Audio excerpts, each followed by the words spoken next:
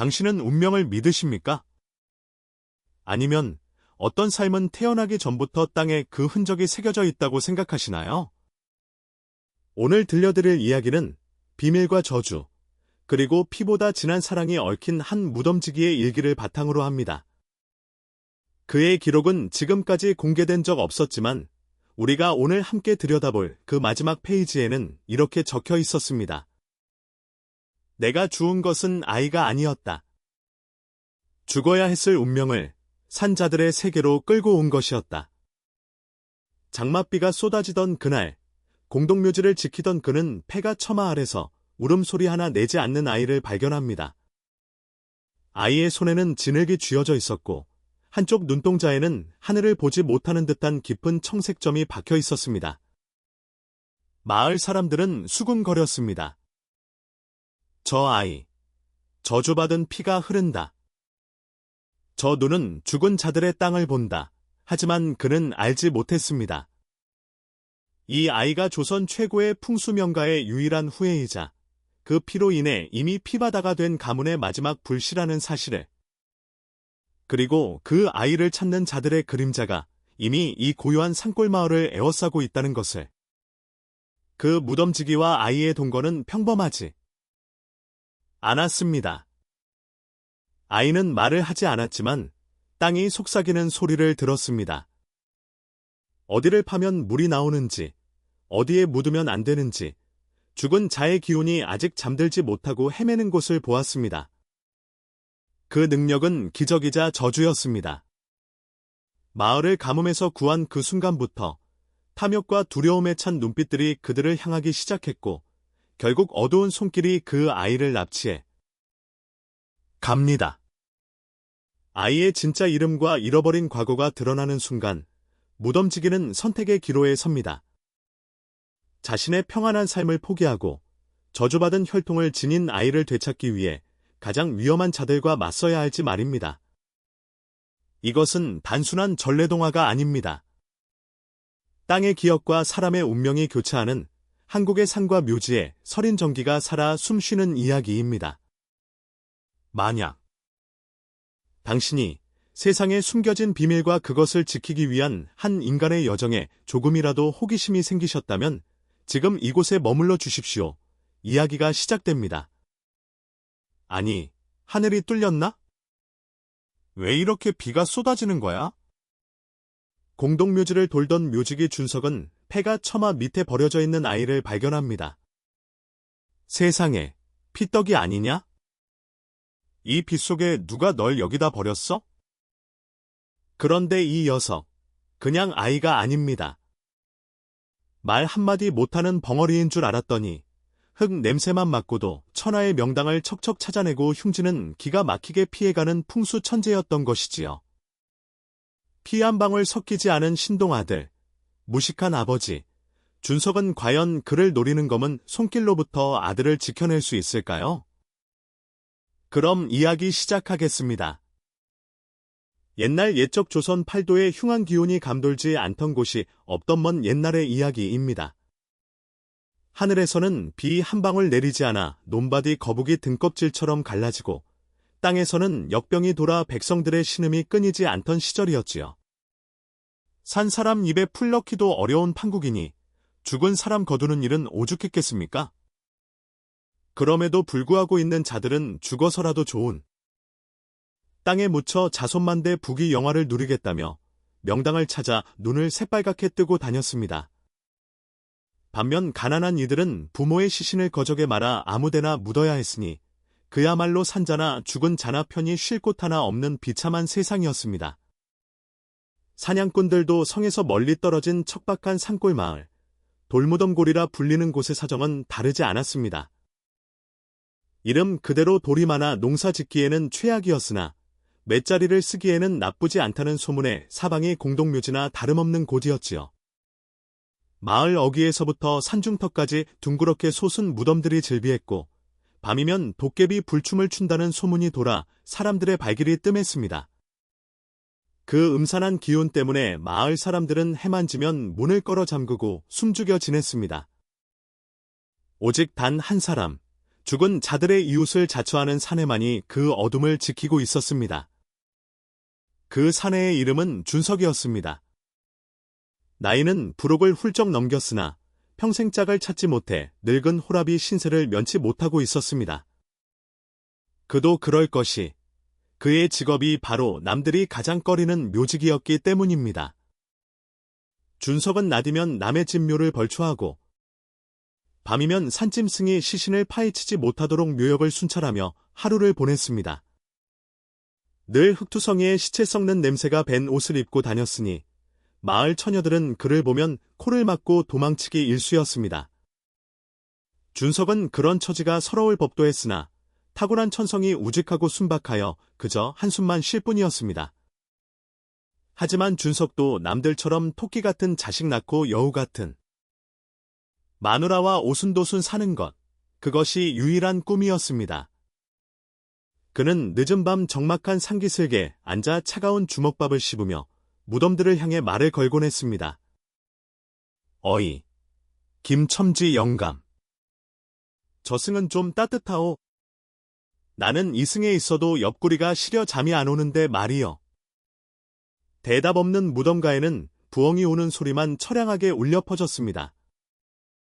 준석은 자신이 평생니 산골짜기에서 흙만 파다가 결국 아무도 울어주는 이 없이 저 흙 속으로 돌아갈 운명임을 예감하고 있었습니다. 그의 외로움은 깊은 밤 사막처럼 소리 없이 그러나 집요하게 그를 휘감았습니다. 그러던 어느 여름날 밤이었습니다.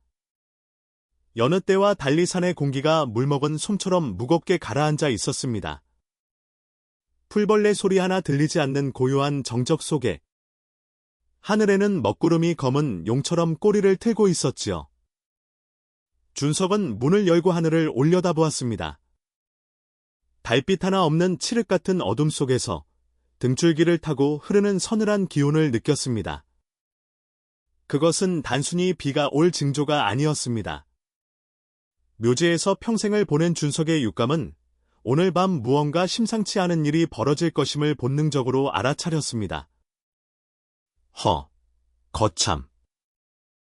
날씨 한번 고약하구나. 귀신들이 춤이라도 출 작정인가? 준석이 혼잣말을 뱉기가 무섭게 마른 하늘에 번개가 내리쳤습니다.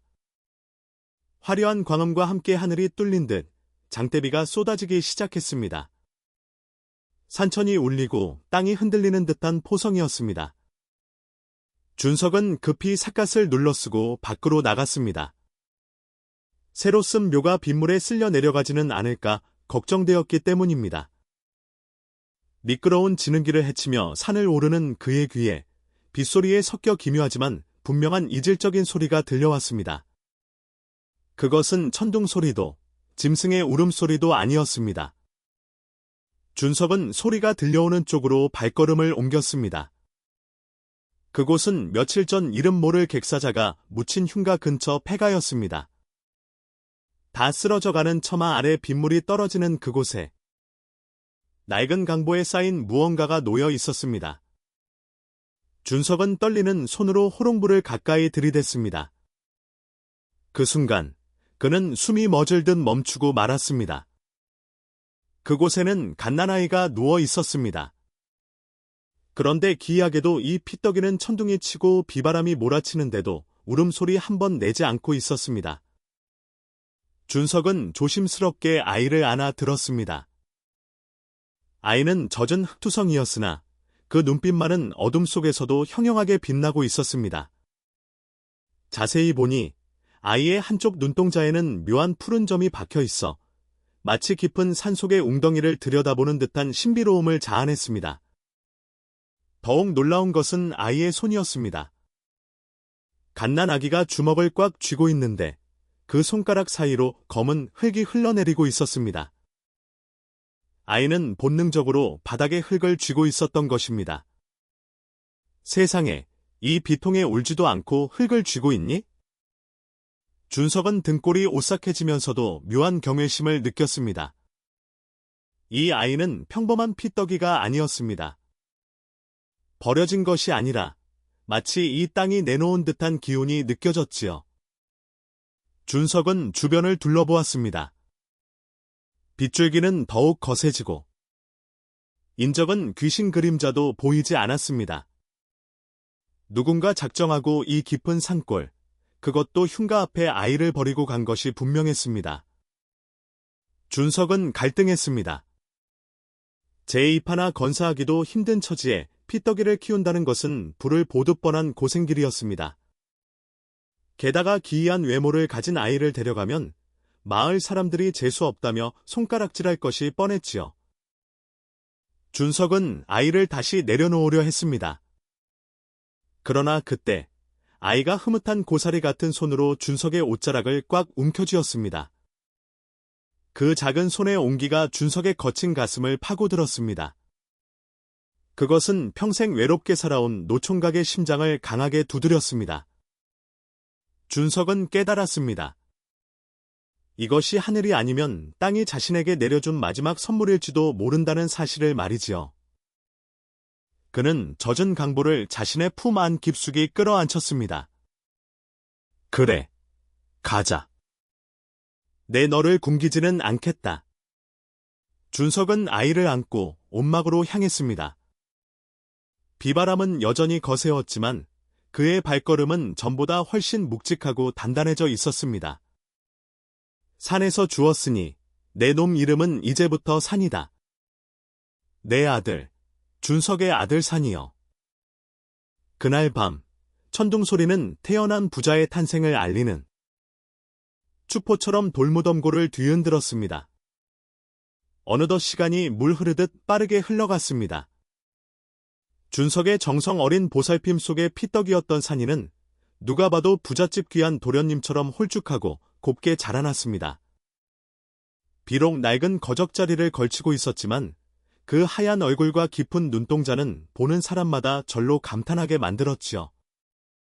하지만 하늘은 공평한 것인지 아이에게 빼어난 외모를 준 대신 말문을 닫아버렸습니다. 5살이 되도록 산이는 아버지라는 말 한마디 하지 못하는 벙어리였습니다. 마을 사람들은 준석을 볼 때마다 혀를 차며 수근거렸습니다. 저런, 전생에 무슨 죄를 지었길래 장가도 못 가고 주워온 자식마저 말을 못한단 말인가? 그럴 때마다 준석은 씁쓸한 웃음을 지으며 산이의 머리를 쓰다듬을 뿐이었습니다. 그러나 준석은 알고 있었습니다. 산이가 비록 입으로는 말을 하지 못하나 눈으로 땅의 마음을 읽고 있다는 사실을 말이지요. 산이는 준석이 묘를 쓸어 나갈 때마다 그림자처럼 따라 나섰습니다. 그리고 준석이 삽을 꽂으려는 땅이 좋지 않은 곳을 가리키면 어김없이 달려들어 바지 가랑이를 잡고 늘어졌습니다. 처음에는 아이의 투정인 줄로만 알았던 준석도 산이가 말린 땅을 파보면 영락없이 커다란 바위가 나오거나 물이 솟구치는 것을 보고는 무릎을 탁 쳤습니다. 허허, 내 아들이 입이 무거워 말을 안 할 뿐이지 땅속 들여다보는 눈은 도깨비보다 더하구나. 준석은 산이가 가리키는 곳에만 삽질을 했고 덕분에 일은 훨씬 수월해졌습니다. 두 사람은 말 한마디 없이도 눈빛만으로 통하는 세상에서 가장 끈끈한 부자지간이 되어 가고 있었습니다. 가난했지만 서로의 온기에 기대어 잠드는 밤은 그 어느 고급 기와집보다도 따뜻했습니다. 그러던 어느 날 마을의 유지인 김진사 댁에 난리가 났습니다. 집안의 우환이 끊이지 않자 용하다는 직관을 불러 조상의 묘를 이장하기로 한 것입니다. 김 진사는 거드름을 피우며 마을 뒷산 양지 바른 곳을 맷자리로 지목했습니다. 준석은 직관의 지시대로 땅을 파기 위해 곡괭이를 들었습니다. 그런데 얌전하던 산이가 갑자기 땅바닥에 주저앉더니 기이한 행동을 하기 시작했습니다.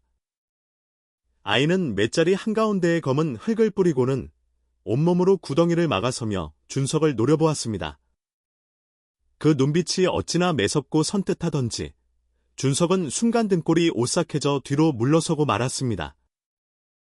이놈이 감히 어른 앞에서라고 행패냐? 치워라. 당장 치우지 못해. 김진사가 노발대발하며 소리쳤습니다. 직관 역시 코웃음을 치며 비아냥거렸습니다. 천한 것들이 명당을 알아볼 리가 있나? 어서 파지 않고 뭐하느냐? 준석은 황급히 산이를 끌어안고 머리를 조아렸습니다. 죄송합니다. 날씨가 추워 아이가 몸이 성치 않아 그렇습니다. 죽을 죄를 지었습니다. 준석은 산이를 억지로 업고 쫓겨나듯 산을 내려왔습니다. 산이는 준석의 등 뒤에서 하염없이 김진사의 맷자리를 바라보았는데 그 눈에는 깊은 슬픔과 연민이 서려 있었습니다. 결국 김진사는 산이의 경고를 무시하고 그 자리에 조상을 모셨습니다. 그러나 사단은 불과 사흘 뒤에 벌어지고 말았습니다. 억수 같은 장대비가 쏟아지던 밤, 우르릉하는 소리와 함께 산사태가 일어난 것입니다. 김진사가 쓴 맷자리는 물길이 모이는 곳이었기에 빗물에 흙이 쓸려 내려가며 관이 흉하게 드러나고 말았습니다. 심지어 드러난 관 뚜껑 위로 시커먼 뱀들이 우글거리고 있었으니 그야말로 참혹한 광경이었습니다. 마을 사람들은 그 모습을 보고 경악을 금치 못했습니다. 그리고 문득 며칠 전 그 자리에서 흙을 뿌리며 막아서던 벙어리 아이 산이를 떠올렸습니다. 그 아이가 그걸 미리 알고 있었던 거야? 사람들의 눈빛이 달라지기 시작했습니다. 준석의 옷막을 바라보는 시선의 두려움과 경외심이 섞이기 시작한 것입니다. 김진사의 사건 이후 마을에는 기이한 소문이 돌았습니다. 묘직이 준석이 주워 온 아이가 귀신을 본다는 둥, 땅속에 용을 부린다는 둥 말들이 많았지요. 준석은 그 소문이 달갑지 않았습니다. 혹시나 아이에게 해가 될까봐 산이를 옷막 밖으로 내보내지 않으려 했습니다. 그러던 어느 늦가을 해질녘, 누더기 승복을 입은 노스님 한 분이 준석의 옷막을 지나다 걸음을 멈추었습니다. 스님은 마당에서 흙장난을 하고 있는 산이를 한참이나 뚫어지게 쳐다보았습니다. 보살님, 시주를 하러 오셨습니까? 누추하지만 찬물이라도 한 그릇 하고 가시지요. 준석이 서둘러 나오며 말을 건넸습니다. 그러나 스님은 준석의 말은 들리지도 않는다는 듯 산이에게서 눈을 떼지 않았습니다. 스님의 눈빛이 흔들리고 있었습니다. 기이하다. 참으로 기해. 이 척박한 땅에 어찌하여 천기를 잇는 눈이 떨어져 있단 말인가? 스님은 산이에게 다가가 아이의 눈을 들여다보았습니다. 산이는 피하지 않고 맑은 눈망울로 스님을 응시했습니다. 그 순간 스님은 합장을 하며 깊은 탄식을 내뱉었습니다. 처사님, 아이를 잘 건사하십시오.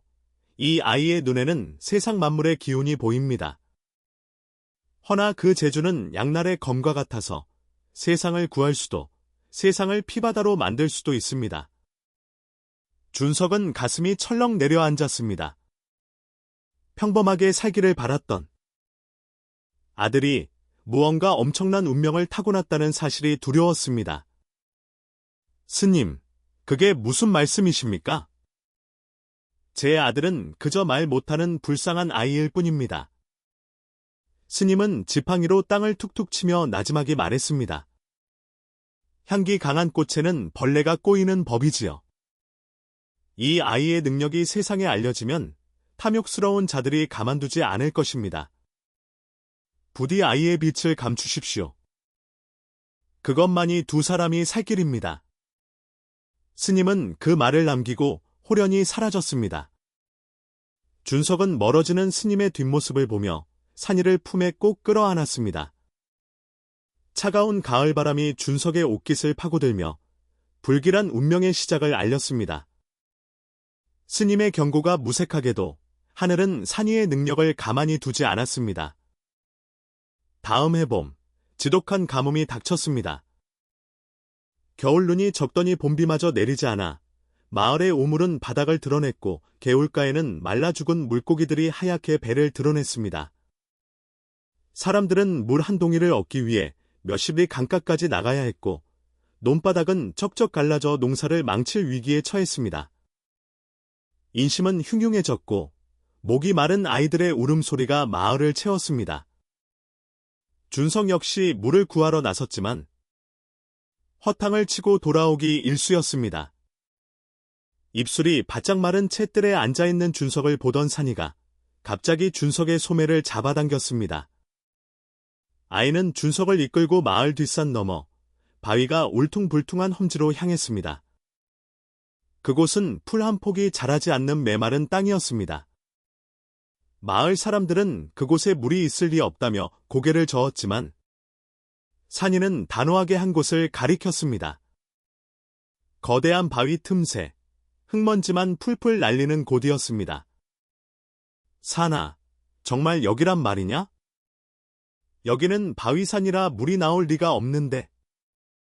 준석은 반신반의하며 곡괭이를 내리찍었습니다. 강강, 바위 긁히는 소리만 요란하게 울려 퍼졌습니다. 지나가던 마을 사람들이 혀를 차며 비웃었습니다. 더위 먹더니 이젠 돌무덤에서 물을 찾는다고? 그러나 준석은 산이의 눈을 믿었습니다. 그 눈동자가 흔들림 없이 땅을 보고 있었기 때문입니다. 준석은 땀을 비오듯 흘리며 바위를 깨고 흙을 파냈습니다. 한참을 팠을까? 곡괭이 끝에 묵직한 진동이 전해졌습니다. 뚝 하는 소리와 함께 흙이 젖어들더니 이내 콸콸 맑고 시원한 물줄기가 솟구쳐 올랐습니다. 마치 땅속에 갇혀 있던 용이 승천하듯 엄청난 기세였습니다. 물이다. 물이 나왔어. 준석이 환호성을 질렀습니다. 소리를 듣고 달려온 마을 사람들이 그 광경을 보고 입을 다물지 못했습니다.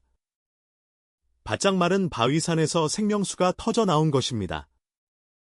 산이는 그저 덤덤하게 흙 묻은 손으로 흐르는 물을 만져볼 뿐이었습니다. 이 사건으로 산이의 능력은 더 이상 비밀이 아니게 되었습니다. 그것은 마을을 살린 기적이었으나 동시에 스님이 경고했던 세상에 드러날 불씨이기도 했습니다. 가뭄이 해갈되자 돌무덤골에는 다시 평화가 찾아왔습니다. 아니, 이전보다 더 풍요로워졌지요.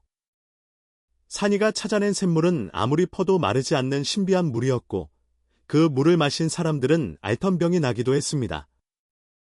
마을 사람들은 이제 준석 부자를 생명의 은인으로 떠받들었습니다.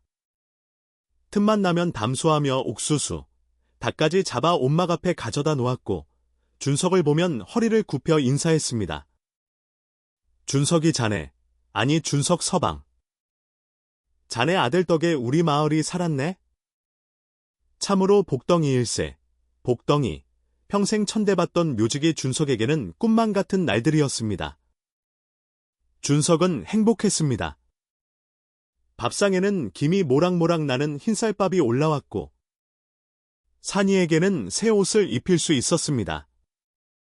준석은 저녁이면 산이를 무릎에 앉히고 옛날 이야기를 들려주었습니다. 아이야, 알지? 아비는 이제 죽어도 여한이 없다. 내가 내 아들로 와 주어서 이 못난 놈이 평생 받아보지 못한 호사를 다 누리는구나. 산이는 말없이 준석의 품에 얼굴을 비비며 옅은 미소를 지었습니다. 창호지 문 너머로 은은한 달빛이 스며들고 풀벌레 소리가 자장가처럼 들려오는 밤, 준석은 이 평화가 영원할 것이라 믿고 싶었습니다. 아니, 믿었습니다.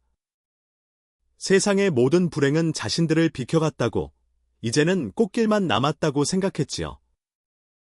그것이 거대한 폭풍이 몰아치기 직전, 너무나도 고요하고 완벽한 평화라는 것을 알지 못한 채 말입니다. 행복한 소문은 발이 달린 듯 천 리를 갑니다. 돌무덤골의 기적. 땅속을 꿰뚫어보는 신동에 대한 이야기는 보침장수들의 입을 타고 한양 도성까지 흘러 들어갔습니다. 그리고 결코 닿지 말아야 할 사람의 귀에까지 닿고야 말았습니다. 조정의 실세이자 탐욕스러운 직관 출신인 최판석. 그는 조선 최고의 명당이라 불리는 비룡승천 혈자리를 찾아 왕권을 찬탈하려는 야망을 품고 있었습니다. 수십 년간 전국의 직관을 동원해 땅을 뒤졌으나 찾지 못해 애가 타던 그에게 돌무덤골의 소문은 가뭄의 단비와도 같았습니다. 뭐라? 5살배기 벙어리가 바위산에서 물을 찾고 흉지를 가려낸다? 최 판서는 번들거리는 눈으로 하인을 다그쳤습니다. 대감마님. 마을 사람들은 그 아이를 산신령이 점지해준 아이라고 떠받든다 하옵니다. 최 판서의 입가에 비릿한 미소가 번졌습니다. 호! 산신령이라. 내 그 신통방통한 놈을 직접 보아야겠다. 당장 가마를 대령하라. 며칠 뒤, 평화롭던 돌무덤골 어귀에 흙먼지가 일었습니다. 화려한 비단으로 치장된 검은 가마와 창과 칼을 찬 사병들이 위압적인 기세로 들이닥쳤습니다. 마을 사람들은 겁에 질려기를 비켜섰고 행렬은 곧장 준석의 옷막으로 향했습니다. 준석은 마당에서 산이와 새끼줄을 꼬고 있다가 들이닥친 관군들을 보고 얼굴이 새파래졌습니다. 이보시오들, 대체 누구신데 남의 집에 신발도 안 벗고. 내가 바로 준석이여. 가마문이 열리고 매서운 눈매의 최 판서가 모습을 드러냈습니다. 그는 준석을 벌레 보듯 훑어보더니 그 뒤에 숨어있는 산이에게 시선을 고정했습니다. 산이는 최 판서를 보자마자 본능적으로 몸을 떨었습니다. 아이의 눈에 최 판서의 뒤로 검은 뱀 같은 탁한 기운이 아른거리는 것이 보였기 때문입니다. 저 아이로구나. 땅을 읽는다는 요물. 최 판서의 한마디에 경병들이 준석을 밀치고 산이를 낚아챘습니다. 안 됩니다. 내 새끼한테 손대지 마시오. 준석이 울부짖으며 달려들었으나 병사의 발길에 처참하게 나뒹굴었습니다. 피투성이가 된 준석이 바닥을 기어가며 산이의 발목을 잡으려 했지만 산이는 이미 병사의 어깨에 들쳐진 채였습니다. 최 판서는 비웃으며 준석에게 금덩이 하나를 툭 던졌습니다. 자식을 잘 키운 값이니라. 이 아이는 이제 나라를 위해 큰 일을 하게 될 것이다. 평화는 산산조각 났습니다. 금기를 깬 소문이 대가는 너무나 가혹했습니다. 멀어지는 가마 안에서 산이는 소리 없는 비명을 지르며 준석을 바라보았고 준석은 피눈물을 흘리며 땅을 쳤습니다. 아이가 끌려간 뒤 준석의 세상은 무너져 내렸습니다. 그는 피투성이가 된 몸을 이끌고 미친 사람처럼 산길을 헤매었습니다. 한양으로 가야 한다는 일념 하나뿐이었으나 가진 것도 아는 길도 없는 산골 무지렁이에게 한양은 너무나 먼 고지였습니다. 그렇게 며칠을 굶으며 비틀거리는 준석 앞에 일전에 산이의 능력을 알아보았던 그 노스님이 다시 나타났습니다.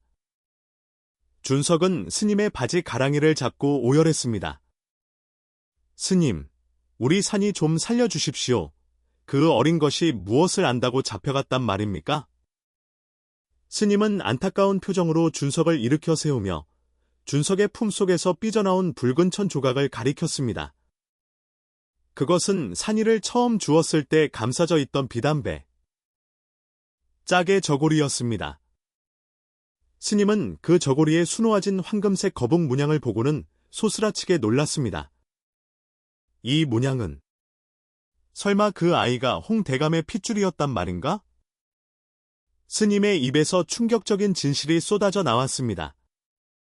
산이는 영문모를 누명을 쓰고 멸문지화 당한 조선 최고의 국풍, 홍대감의 유일한 생존자였던 것입니다. 그리고 홍대감 가문을 무너뜨리고 그 자리를 차지한 자가 바로 최 판서였습니다. 악연도 이런 악연이 없구나. 최 판서는 자신의 손으로 죽인 라이벌의 아들을 제 욕심을 채울 도구로 데려간 셈이야. 준석은 주먹을 불끈 쥐었습니다. 이제는 단순한 납치가 아니었습니다. 산이가 정체를 들키는 순간 목숨을 부지할 수 없는 절체절명의 상황이었습니다. 한편 한양 최 판서의 지하 감옥에 갇힌 산이는 춥고 어두운 밤을 보내고 있었습니다. 처음에는 두려움에 떨었으나 아이는 점차 이상하리만치 차분해졌습니다. 차가운 돌바닥에서 올라오는 냉기 속에서 산이는 오히려 더 선명하게 땅의 기운을 느끼고 있었습니다.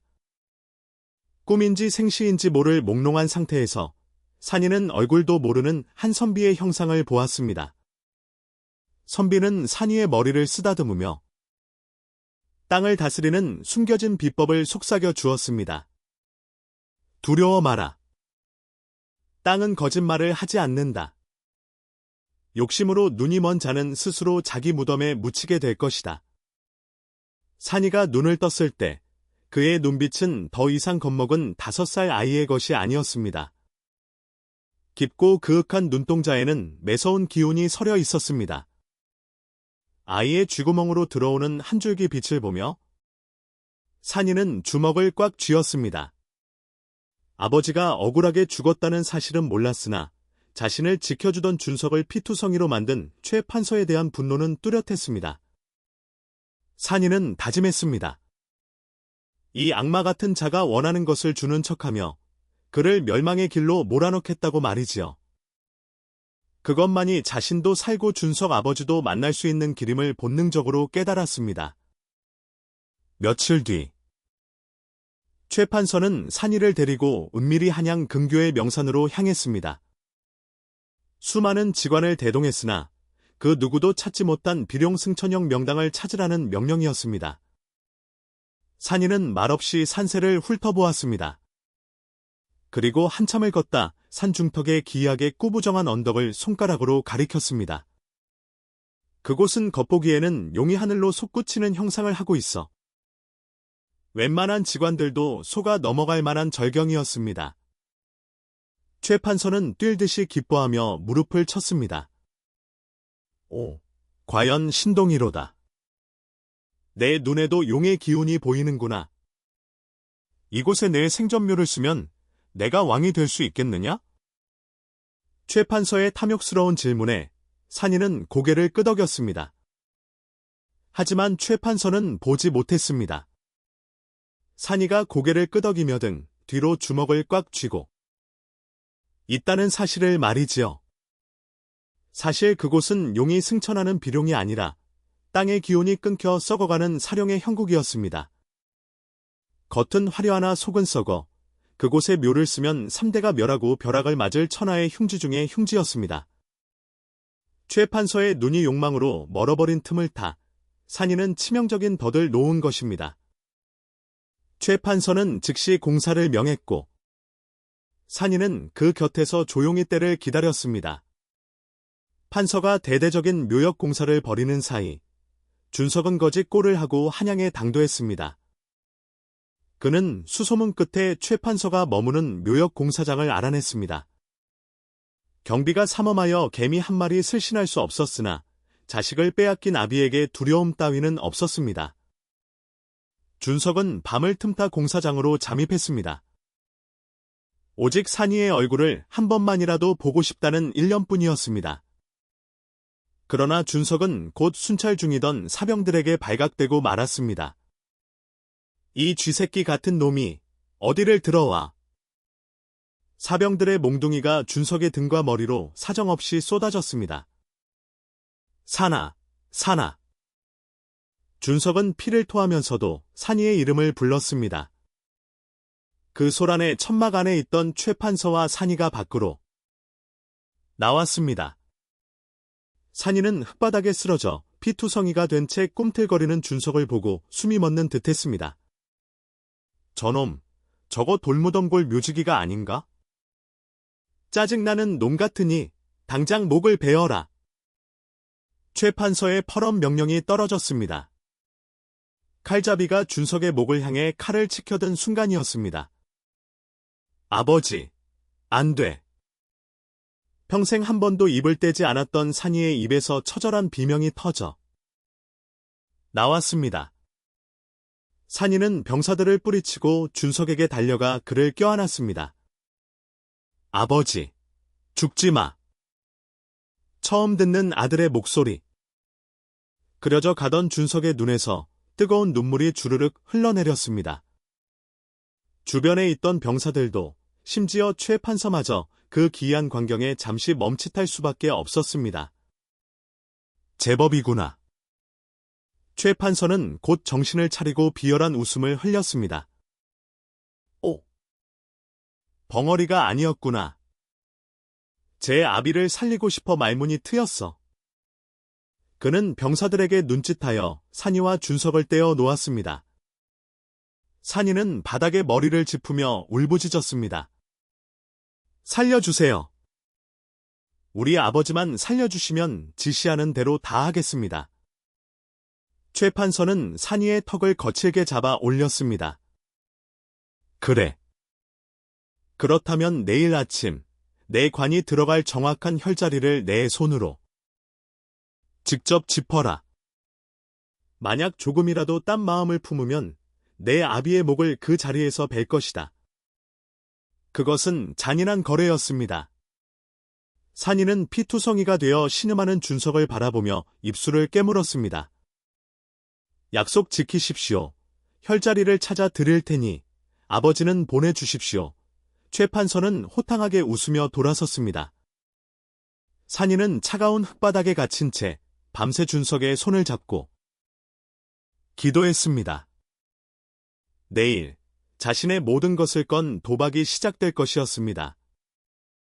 그것은 단순한 풍수가 아니라 하늘의 뜻을 묻는 심판의 의식이 될 것이었습니다. 드디어 결전의 날이 밝았습니다.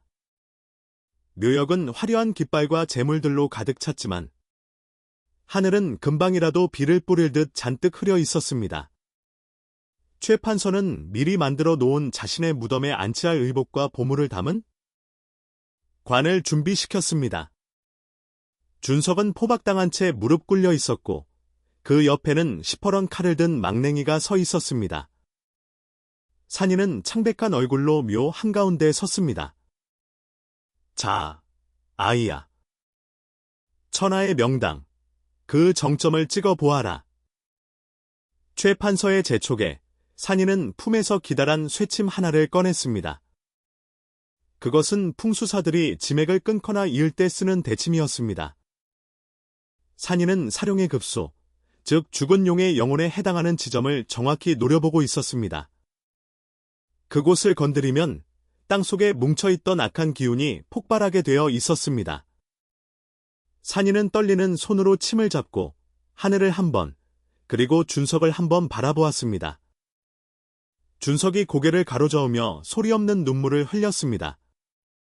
하지 마라. 나 때문에 내가 위험해진다. 는 눈빛이었습니다. 하지만 산이는 결단했습니다. 이곳입니다. 이곳이 바로 대감마님께서 누우실 자리입니다. 산이는 온 힘을 다해 쇠침을 땅에 내리꽂았습니다. 아야 하는 소리와 함께 쇠침이 땅 깊숙이 박히는 순간 묘한 정적이 흘렀습니다. 최 판서가 좋다하며 환호성을 지르며 관을 구덩이로 밀어넣으려는 찰나였습니다. 우웅! 땅속 깊은 곳에서부터 짐승의 울음소리 같은 진동이 시작되었습니다. 사람들의 발밑이 요동치기 시작했습니다. 지진이다. 비명과 함께 산이가 침을 꽂은 곳에서부터 땅이 저렇게 갈라지기 시작했습니다. 그리고 먹구름 낀 하늘에서 시퍼런 벼락이 내리쳤습니다. 벼락은 정확히 최 판서가 서 있던 제단을 강타했습니다. 흙먼지가 폭풍처럼 일어났고 잘 다듬어 놓은 맷자리가 순식간에 무너져 내리며 거대한 구덩이를 만들어냈습니다. 으악! 살려라! 사람 살려! 아수라장이 된 현장 속에서 최 판서는 중심을 잃고 자신이 그토록 원하던 명당, 아니 죽음의 구덩이 속으로 굴러떨어졌습니다. 하늘이 내린 벌, 천벌이 시작된 것입니다. 천지를 뒤흔드는 괴음과 함께 최 판서가 서 있던 제단은 순식간에 땅속으로 꺼져 들어갔습니다. 그것은 마치 굶주린 맹수가 먹잇감을 집어삼키는 듯한 공포스러운 광경이었습니다. 갈라진 땅 틈새에서는 시커먼 역탕물이 솟구쳐 올랐는데 그 냄새가 어찌나 고약한지 썩은 달걀 냄새가 진동을 했습니다.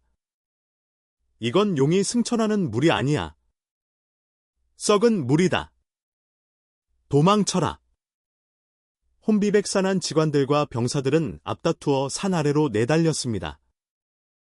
그들이 명당이라 믿었던 곳은 사실 물이 빠지지 않고 고여 썩어가는 이른바 시체가 썩는 구덩이라 불리는 최악의 흉지였던 것입니다. 산이는 흙먼지가 자욕한 그곳에 우두커니 서 있었습니다.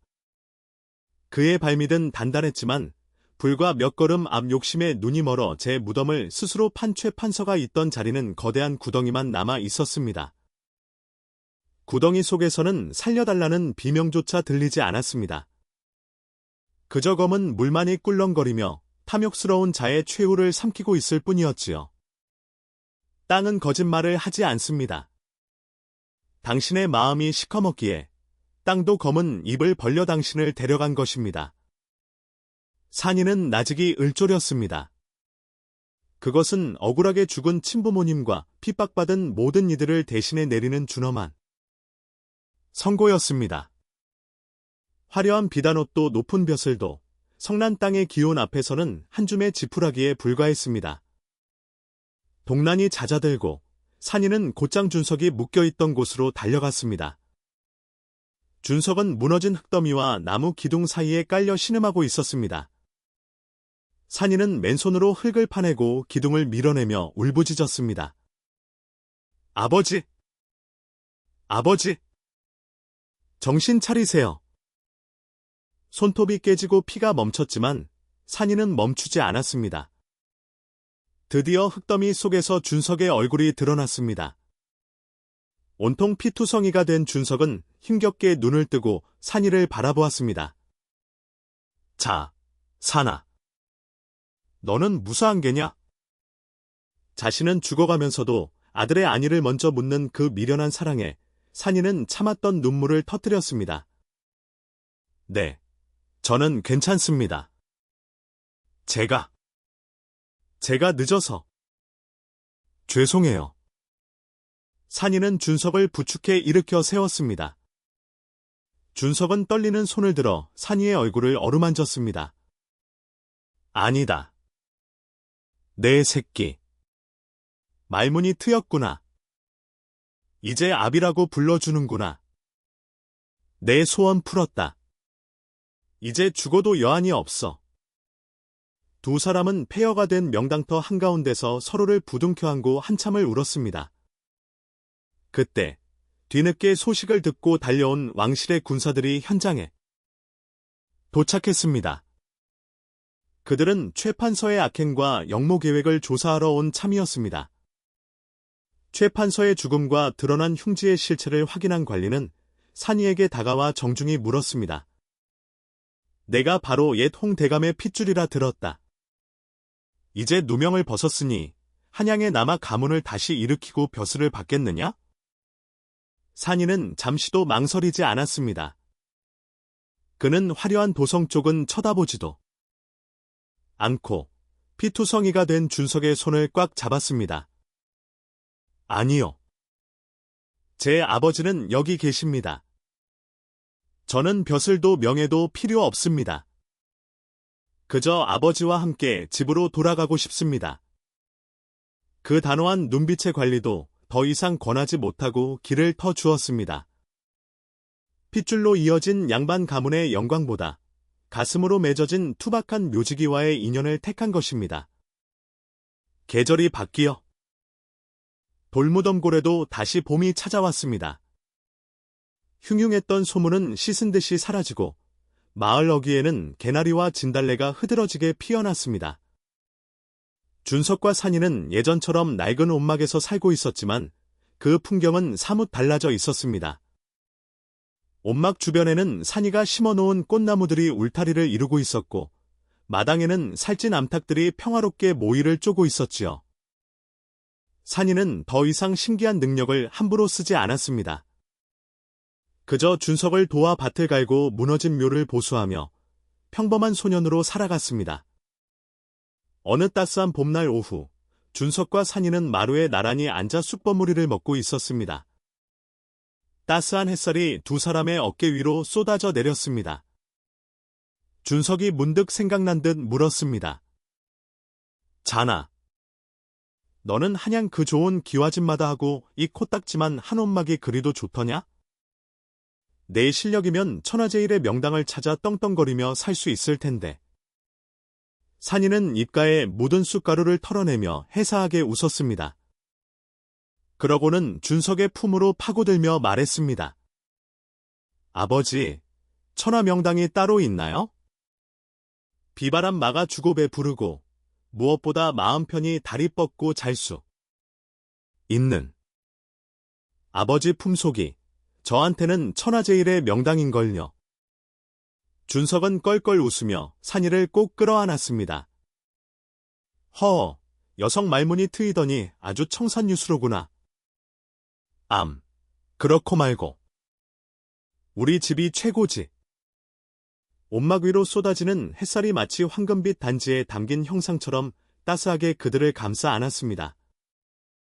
세상 사람들은 땅의 기운을 쫓아 혈안이 되어 헤매지만 진정한 명당은 바로 서로를 아끼고 사랑하는 사람의 마음속에 있다는 것을 두 사람은 이미 알고 있었습니다. 바람에 흔들리는 풀잎 소리가 그들의 행복을 축복하듯 은은하게 울려 퍼졌습니다.